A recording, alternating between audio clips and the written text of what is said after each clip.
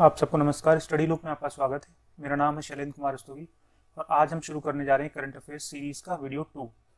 Second video में हम देखेंगे 5 से 11 नवंबर के बीच का सारा करंट अफेयर्स। ये जो वीडियो है वो SSC CGL, CHSL, SSC GD, MTS, UP PCS, RO ARO और यूपी वीडियो का जो री एग्जाम होने वाला है उसके लिए बहुत ही इंपॉर्टेंट रहने वाला है वीडियो। तो शुरू करते हैं। पहला पॉइंट देखते हैं, किस देश की फिल्म आल्मा एंड आस्कर से IFFI की शुरुआत की जाएगी। तो ये जो IFFI है ये है international film festival of India. ये हर साल गोवा में आयोजित किया जाता है और इस बार यानी 2022 में जो होने वाला है वो इसका 53वां सम्मेलन होने वाला है। ये 53वां समारोह है और ये किस डेट में होगा? नवंबर 2022 की 20 से 28 नवंबर के बीच में होने वाला है। जो मूवी है इसका नाम है आल्मा एंड आस्कर। ये इसकी पहली मूवी होने वाली है जिससे इसकी शुरुआत की जाएगी और ये मूवी कहाँ की है? ये ऑस्ट्रिया की है। Next point, winning the inner battle. ये एक बुक आई है, इसको किसने लिखा है? तो इसके लेखक हैं Shane Watson. Shane Watson Australia के फॉर्मर क्रिकेटर रह चुके हैं, बॉलर थे, बहुत ही प्रसिद्ध। नेक्स्ट पॉइंट पे आते हैं, हाल ही में पूरे राज्य में सोने की एक समान कीमत वाला राज्य कौन सा बना है? केरल। इसका उत्तर है केरल। केरल राज्य में, पूरे राज्य में सोने की कीमत एक जैसी ही रहेगी। तो ऐसा करने वाला पहला राज्य बन गया है केरल। नेक्स्ट पॉइंट, हाल ही में किस राज्य में 9 नवंबर को अपना स्थापना दिवस मनाया है? 9 नवंबर को किसका स्थापना दिवस होता है? उत्तराखंड का। इससे पहले वाले वीडियो में हमने देखा था कि 1 नवंबर को कई सारे राज्य थे, लगभग 7 राज्य थे और 3 केंद्र शासित प्रदेश थे जिन्होंने अपना स्थापना दिवस मनाया था। तो ये उसी से रिलेटेड अगला क्वेश्चन बनता है। 9 नवंबर का जो उत्तराखंड इसका उत्तर है। किस राज्य सरकार ने हाल ही में पारंपरिक कला को पुनर्जीवित करने के लिए हस्तशिल्प नीति 2022 की शुरुआत की है? तो राजस्थान वो राज्य है जिसने हस्तशिल्प नीति 2022 की शुरुआत की। इसका उद्देश्य है कि जो राज्य की पारंपरिक कला है उसको पुनर्जीवित किया जाए, उसको प्रोत्साहित किया जाए। नेक्स्ट पॉइंट, सुप्रीम कोर्ट ने एक अहम फैसला सुनाते हुए EWS कोटे के 10% का जो आरक्षण था उसको जारी रखा है। सुप्रीम कोर्ट में एक याचिका डाली गई थी कि जो EWS है यानी कि आर्थिक रूप से जो कमजोर वर्ग के लोग हैं उनको जो सरकार ने नौकरियों में और शिक्षा में आरक्षण दिया था 10% का, तो उसको बंद कर दिया जाए। सुप्रीम कोर्ट ने इस पर 3-2 से निर्णय दिया है। 5 जजों की पीठ थी। 5 जजों की इस पीठ ने, इसमें 3 जो जज थे उन्होंने इसके पक्ष में फैसला सुनाया और 2 ने इसके खिलाफ फैसला सुनाया, लेकिन चूंकि बहुमत 3 जजों का था इसलिए इसको बरकरार रखा गया है। इसके बारे में कुछ और चीजें जान लेते हैं कि EWS आरक्षण संविधान के 103 में संविधान संशोधन के द्वारा सरकार द्वारा दिया गया था। इसके लिए संविधान में संशोधन किया गया था, उसका क्रमांक था 103वां संविधान संशोधन। यहां से प्रश्न पूछा जाता है। और ये क्या था कि सरकार ने कहा कि 10% का आरक्षण दिया जाएगा। किसको? आर्थिक, जो सामान्य वर्ग के आर्थिक रूप से गरीब लोग हैं उनको। इसके लिए सरकार ने संविधान में अनुच्छेद 15 और 16 में संशोधन किया और उसमें 15(6) और 16(6) 2 अनुच्छेद जोड़े थे। तो इसके जितने इंपॉर्टेंट पॉइंट्स थे वो हमने देख लिए। इंडिया एग्री बिजनेस पुरस्कार 2022 किसको प्रदान किया गया है? इंडिया एग्री बिजनेस पुरस्कार 2022 राष्ट्रीय मत्स्यिकी विकास बोर्ड को प्रदान किया गया है। नेक्स्ट पॉइंट, दूसरी बिम्स्टेक कृषि मंत्रियों की बैठक भारत में आयोजित की गई। ये दिल्ली में आयोजित हुई है बैठक। तो इसमें भारत की तरफ से जो अध्यक्ष रहे हैं, जिन्होंने अध्यक्षता की इस मीटिंग की, वो कौन थे? तो भारत के केंद्रीय कृषि मंत्री हैं नरेंद्र सिंह तोमर, उन्होंने इसकी अध्यक्षता की है। ये जो बैठक आयोजित की गई थी वो बैठक आयोजित हुई है 10 नवंबर 2022 को नई दिल्ली में। अब हम देख लेते हैं कि बिम्स्टेक क्या है। बिम्स्टेक एक संगठन है जिसका फुल फॉर्म है the bay of Bengal initiative for multi sectoral technical and economic cooperation. इसमें 7 सदस्य देश हैं। कौन कौन से? भूटान, श्रीलंका, नेपाल, भारत, म्यांमार, थाईलैंड और श्रीलंका। ये जो है इसके 7 सदस्य देश हैं और ये बंगाल की खाड़ी के आसपास के जो देश हैं इनका एक संगठन है जो यहाँ के रीजनल लेवल के लिए बहुत ही महत्वपूर्ण है। ये पूरे विश्व की 22% पॉपुलेशन इसी क्षेत्र में निवास करती है इन देशों में और जो कंबाइंड GDP है इनकी वो $2.7 ट्रिलियन की है। और जो विश्व का व्यापार है वो लगभग 1/4 इन्हीं देशों से होता है हर साल। तो ये बिम्स्टेक के बारे में कुछ जरूरी बातें थी। इसके आगे देखते हैं कि कोप 27 कॉन्फ्रेंस ऑफ पार्टीज 27 का सम्मेलन, इसमें ये पॉइंट इंपॉर्टेंट क्यों है क्योंकि भारत ने यहाँ पर 5 देशों का एक संगठन है mangrove alliance for climate, MAC जिसका शॉर्ट फॉर्म है, मैंग्रोव अलायंस फॉर क्लाइमेट, इसमें भारत शामिल हो गया है। तो मैंग्रोव अलायंस फॉर क्लाइमेट क्या है? ये एक अंतर सरकारी गठबंधन है जो मैंग्रोव की पारिस्थितिक तंत्र के संरक्षण और उसको बहाल करने की दिशा में काम करेगा और उसको तेजी लाने का प्रयास करता है। इसमें सदस्य देश कौन कौन से हैं? संयुक्त अरब अमीरात यानी United Arab Emirates, Indonesia, Bharat, Sri Lanka, Australia, Japan और स्पेन। अब कोप 27 क्या है? तो ये 2022 में मिस्र के शर्म अल शेख में आयोजित किया गया और अभी आयोजित किया जा रहा है। ये 6 नवंबर से लेकर 18 नवंबर तक चलेगा मिस्र में। ये क्या है? ये United Nations climate change conference, जो जलवायु परिवर्तन पर संयुक्त राष्ट्र का एक संगठन है जो हर साल इसके सदस्य देशों की एक बैठक ऑर्गेनाइज करता है। तो इसका जो 27वां संस्करण है कोप 27 वो इस समय मिस्र के शर्म अल शेख में आयोजित किया जा रहा है। नेक्स्ट स्लाइड पे चलते हैं। किस केंद्रीय मंत्रालय ने transport for all challenge stage 2 and citizen perception survey 2022 launch किया है? तो इसका मंत्रालय जो ये करता है जारी, ये है आवास और शहरी मामलों का मंत्रालय, केंद्रीय मंत्रालय, उसने जारी किया है। ये ट्रांसपोर्ट फॉर ऑल है क्या? ये एक पहल है जिसका उद्देश्य है कि सार्वजनिक परिवहन में सुधार के लिए डिजिटल समाधान खोजे जाना, इसका उद्देश्य है। नेक्स्ट पॉइंट, हाल ही में फोर्ब्स की रिपोर्ट के अनुसार कौन सी कंपनी भारत की सर्वश्रेष्ठ नियोक्ता कंपनी के रूप में उभरी है? तो ये इसमें शामिल किया गया है रिलायंस इंडस्ट्रीज को। जो फोर्ब्स की विश्व की सर्वश्रेष्ठ एम्प्लॉयर रैंकिंग जारी की गई 2022 में, इस रैंकिंग में रिलायंस इंडस्ट्रीज को 20वें स्थान पर रखा गया है। किस राज्य के अन्नामलाई टाइगर रिजर्व ने हाथी दत्तक ग्रहण योजना का अनावरण किया? ये प्रारंभ की गई है तमिलनाडु सरकार के द्वारा और वहां पर इन्होंने क्या किया है कि कोई व्यक्ति हाथी को गोद लेकर, कोई व्यक्ति या संस्था तो हाथी को गोद लेकर उसकी देखभाल के लिए जिम्मेदारी ले सकता है। ये तमिलनाडु के अन्नामलाई टाइगर रिजर्व में प्रारंभ की गई है। नेक्स्ट पॉइंट, किस कंपनी ने हाल ही में बाढ़ पूर्वानुमान लगाने के लिए फ्लड हब नाम से एक पोर्टल लॉन्च किया है? तो ये कंपनी है गूगल, इसने फ्लड हब के नाम से पोर्टल लॉन्च किया है जिसका उद्देश्य कि बाढ़ आने से पहले उसका अनुमान लगा लिया जाए। नेक्स्ट पॉइंट, यूपी सरकार ने यानी उत्तर प्रदेश में मथुरा वृंदावन को कब तक निर्धारित किया, लक्ष्य रखा है कि कार्बन न्यूट्रल टूरिस्ट डेस्टिनेशन बनाया जाएगा। तो इन्होंने लक्ष्य रखा है कि वर्ष 2041 तक मथुरा और वृंदावन को कार्बन न्यूट्रल टूरिस्ट डेस्टिनेशन यानी जो CO2 का उत्सर्जन है उसको इस लेवल तक ले आना कि वो लगभग न्यूट्रल हो जाए। नेक्स्ट पॉइंट, उपराष्ट्रपति जगदीप धनखड़ कहां पर आयोजित आसियान भारत स्मारक शिखर सम्मेलन में भारत का नेतृत्व कर रहे हैं? तो ये सम्मेलन आयोजित किया जा रहा है कंबोडिया में। अब भारत आसियान स्मारक शिखर सम्मेलन के बारे में बात करें तो ये जान लें कि आसियान क्या है।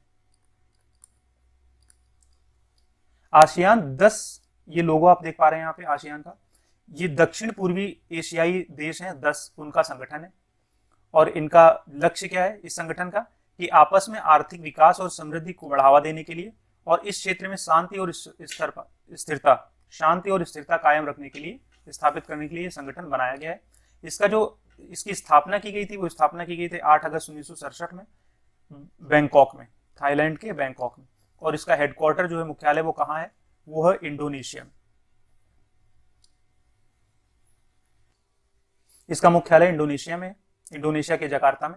और इसके जो सदस्य देश हैं वो कौन कौन से हैं? Brunei, Cambodia, Indonesia, Laos, Malaysia, Myanmar, Philippines, Singapore, Thailand और वियतनाम, ये इसके सदस्य देश हैं। नेक्स्ट पॉइंट देखते हैं, पीएम गतिशक्ति मल्टी मॉडल जलमार्ग शिखर सम्मेलन का आयोजन कहां पर किया गया? पीएम गतिशक्ति मल्टी मॉडल जलमार्ग शिखर सम्मेलन का आयोजन कहां पर किया गया? तो यह आयोजन किया गया वाराणसी में। और कब किया गया? 11 और 12 नवंबर 2022 के बीच में। यानी आज की डेट में जब हम वीडियो देख रहे हैं तो आज और कल के बीच में, ये 11 और 12 नवंबर के बीच आयोजित किया जा रहा है। और ये है क्या? प्रधानमंत्री नरेंद्र मोदी ने भारतीय आर्थिक विकास को बढ़ावा देने के लिए जो पीएम गति शक्ति है उसकी शुरुआत की थी 15 अगस्त 2021 को, इसकी शुरुआत की थी। और ये है क्या? ये है मल्टी मॉडल कनेक्टिविटी के लिए एक नेशनल मास्टर प्लान है। नेशनल मास्टर प्लान है किसके लिए कि मल्टी मॉडल कनेक्टिविटी, चाहे सड़क मार्ग से, चाहे वायु मार्ग से, चाहे जल मार्ग से, ये कनेक्टिविटी हो जाए पूरे देश में। और इसके लिए एक ये बहुत बड़ा मेगा प्रोजेक्ट है। उसकी जो लागत है अनुमानित वो है 1.2 ट्रिलियन डॉलर। 1.2 ट्रिलियन डॉलर का मतलब हो गया जो 1 ट्रिलियन डॉलर है वो 1 लाख करोड़ के बराबर होती है। 1 लाख करोड़। नेक्स्ट पॉइंट देखते हैं, कौन सी एरोस्पेस कंपनी भारत का पहला निजी तौर पर विकसित रॉकेट लॉन्च करेगी? अभी तक हम भारत में देखते आ रहे हैं कि इसरो के अलावा और कोई अंतरिक्ष के क्षेत्र में काम नहीं कर रहा है।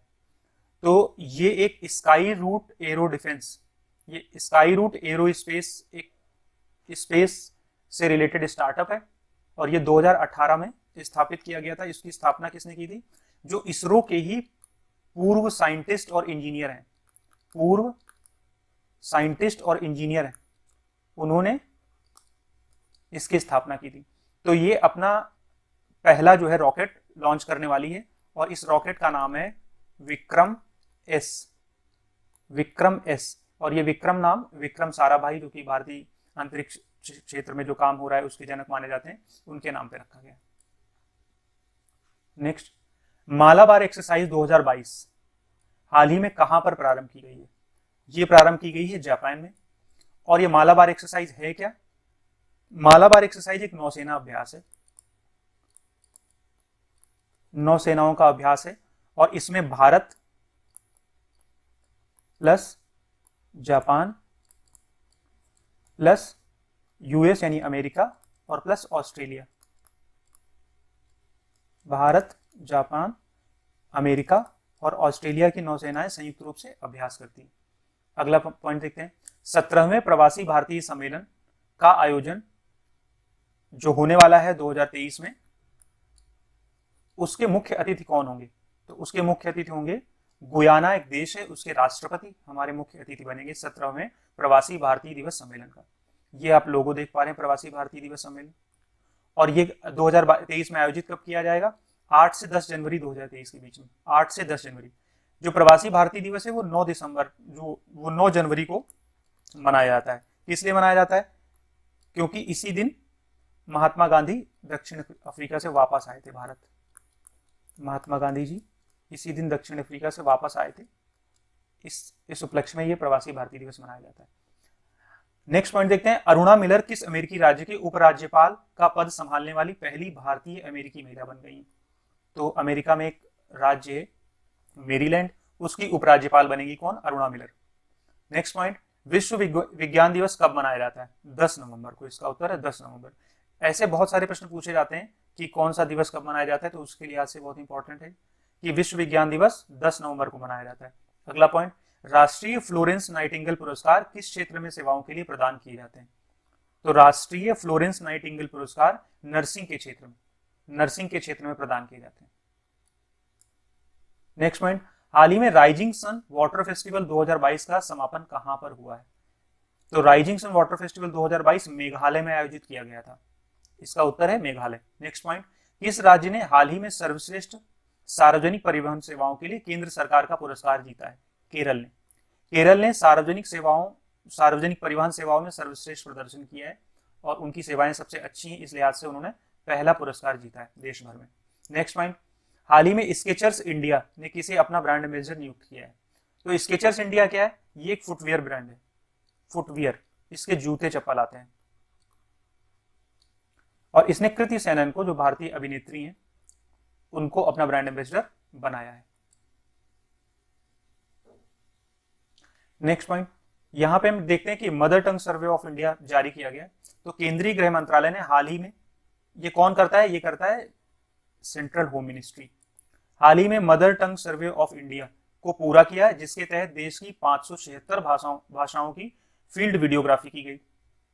उन्होंने 2021-22 की जो वार्षिक रिपोर्ट जारी की गई उसमें कहा कि देश की मातृभाषाओं को संरक्षण प्रदान करने के लिए राष्ट्रीय सूचना विज्ञान केंद्र, नेशनल इंफॉर्मेटिक्स सेंटर, एक वेब संग्रह स्थापित करने की योजना बना रहा है। भारत में मातृभाषा के बारे में डेटा एकत्र करने के लिए mother tongue survey of India परियोजना को संचालित किया जाता है। इसके अंतर्गत भाषाओं की विशेषता के बारे में भी जानकारी एकत्र की जाती है। तो मदर टंग मतलब जो हमारी मातृभाषा है उसके बारे में ये सर्वे किया जाता है, उसके बारे में ये सर्वे किया जाता है। नेक्स्ट, भारत में कितनी मातृभाषाएं? तो 2011, पहले तो हम देखते हैं कि जो छठी पंचवर्षीय योजना है उसके बाद से नियमित रूप से भाषाई शोध पर कार्य किया जा रहा है। 2011 की जनगणना के अनुसार, भाषाई जनगणना जो हुई थी उसके अनुसार भारत में 19,500 से अधिक भाषाएं या बोलियां बोली जाती हैं, 19,500, और इनको 121 मदर टंग ग्रुप मातृभाषा समूहों में रखा जाता है। कितने मातृभाषा समूह 121 कुल हैं 19,500। किसके आधार पर? 2011 की जो भाषाई जनगणना हुई उसके आंकड़ों के आधार पर। भारत में अब इसका रिजल्ट क्या है कि भारत में 52.8 करोड़ लोग हिंदी बोलते हैं। तो सबसे ज्यादा बोली जाने वाली भाषा कौन सी है? 52.8 करोड़ लोगों के साथ हिंदी भाषी लोग हैं भारत में 52.8 करोड़ लोग। जो भारत की कुल आबादी है उसका 43.6% है। यहां पर आप देख पा रहे हैं 528 मिलियन। फिर इसके बाद किसका स्थान आता है? इसके बाद आता है बंगाली। जो बंगाली भाषा है उसको 97.2 मिलियन बोलते हैं। तो भारत में 8% लोग बंगाली बोलते हैं। जो मराठी है उनको 6.9%, मतलब लगभग 7% लोग मराठी बोलते हैं। तेलुगु बोलने वालों की संख्या इसके बाद है 6.7%, और तमिल बोलने वालों की संख्या है 5.7%। यहां पर हम देख पा रहे हैं। अच्छा, भाषाओं से रिलेटेड एक और इंपॉर्टेंट बात की, भारत में 8वीं अनुसूची जो है भारतीय संविधान की 8वीं अनुसूची, उसमें 22 भाषाएं दी गई, 22 भाषाएं दी गई, और भारत में 99 गैर अनुसूचित भाषाएं भी हैं। ये कुछ जरूरी पॉइंट्स थे। नेक्स्ट पॉइंट, भारत सरकार ने नए क्लाइमेट फाइनेंस प्रोजेक्ट के लिए भारत का पहला ग्रीन बॉन्ड जारी किया है। भारत का पहला ग्रीन बॉन्ड जारी किया है, और इसकी मदद से सरकार क्या करेगी? सौर ऊर्जा परियोजनाओं को फाइनेंशियल सपोर्ट करेगी, उसमें धन लगाएगी।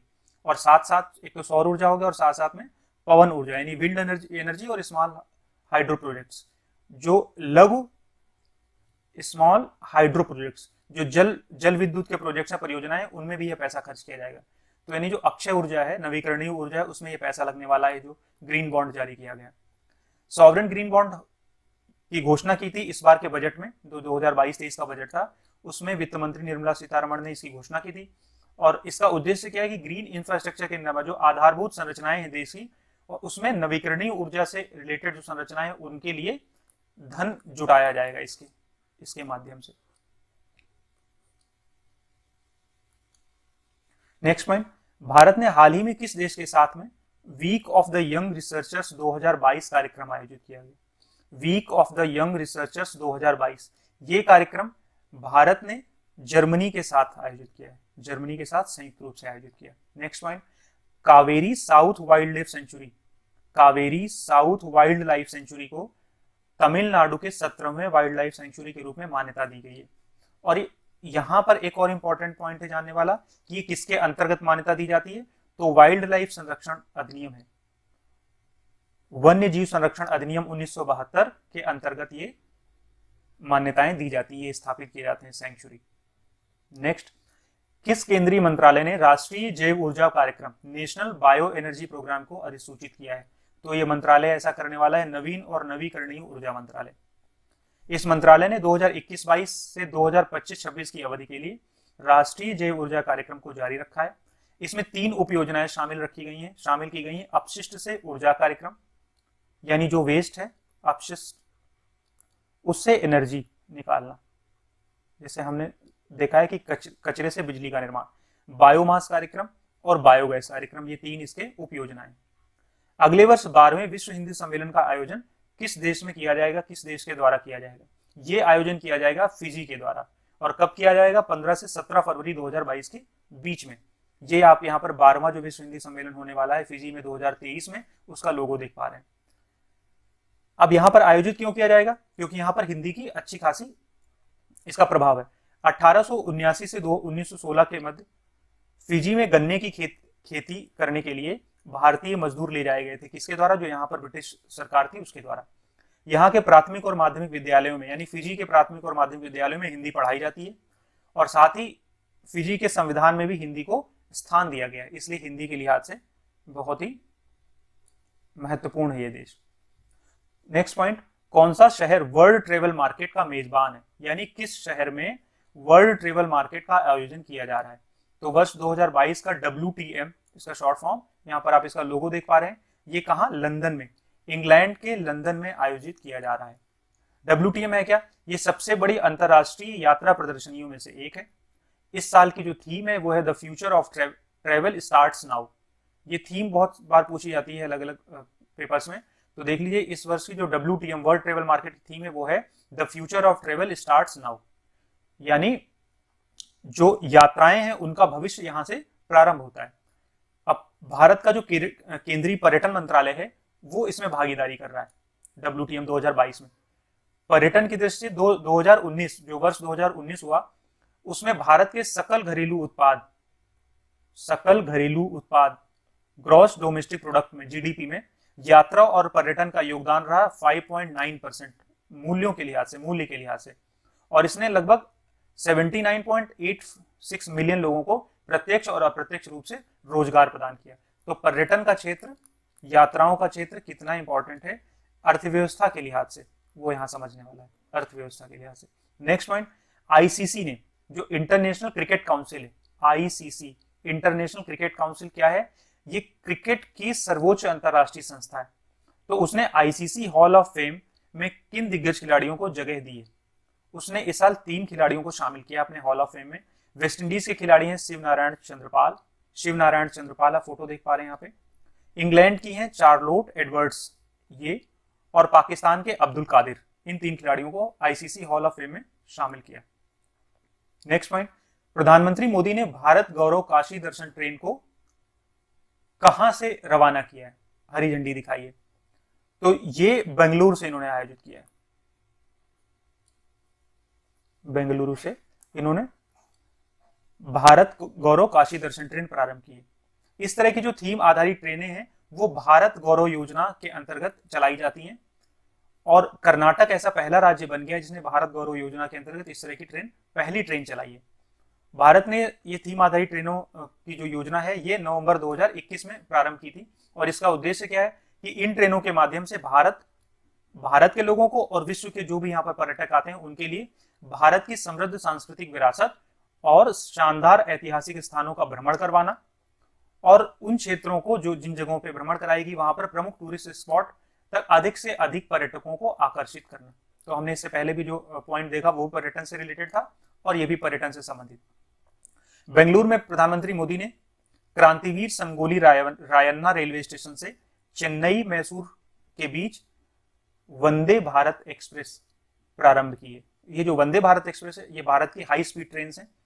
ये देश की 5वीं वंदे भारत एक्सप्रेस ट्रेन है जो इन्होंने प्रारंभ की है, और इसके साथ ही लेकिन दक्षिण भारत की पहली वंदे भारत एक्सप्रेस ट्रेन।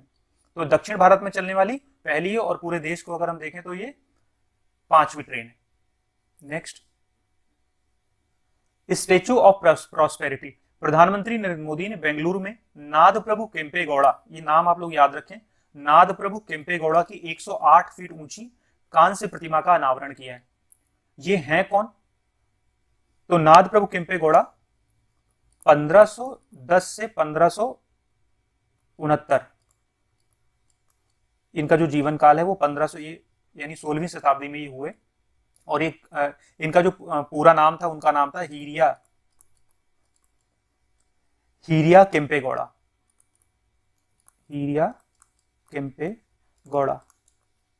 इनकी 108 फीट ऊंची आप यहां पर देख पा रहे हैं फोटो, ये प्रतिमा जो है इसका अनावरण किया गया है। और ये कौन थे? ये 1510 में जन्मे थे, 1569 में इनकी मृत्यु हुई। ये जो विजयनगर साम्राज्य था उसके सामंत थे, विजयनगर साम्राज्य के सामंत थे। तो इनका महत्व क्यों है? क्योंकि इन्होंने बेंगलुरु की स्थापना की थी। जो बेंगलुरु शहर है उसका 1537 में बेंगलुरु शहर की स्थापना की थी, उसकी किलेबंदी की थी। प्रधानमंत्री मोदी ने बेंगलुरु दौरे के दौरान केम्पेगौड़ा अंतरराष्ट्रीय हवाई अड्डे के टर्मिनल 2 का भी उद्घाटन किया है। वहां पर एक नया टर्मिनल बनाया गया, टर्मिनल 2।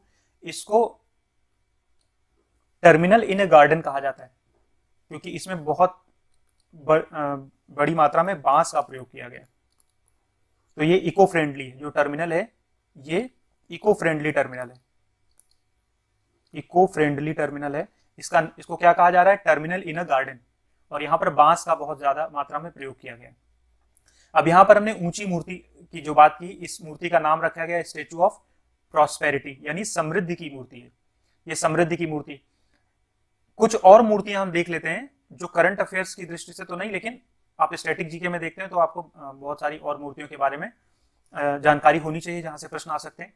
तो एक आप ये देख पा रहे हैं, ये है सरदार पटेल की मूर्ति और इसका नाम है statue of unity. Statue of unity ये 182 मीटर ऊंची मूर्ति है और अब तक की विश्व की सबसे ऊंची मूर्ति है।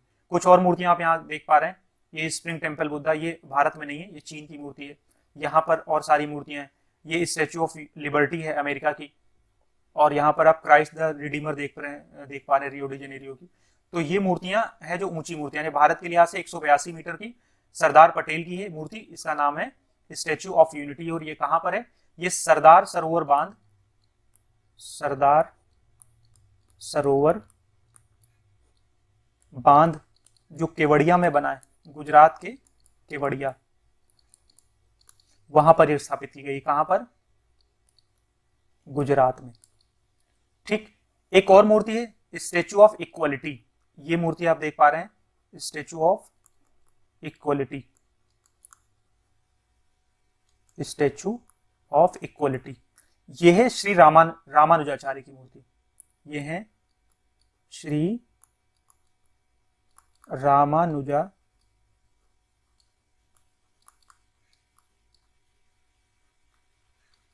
ये रामानुजाचार्य की मूर्ति।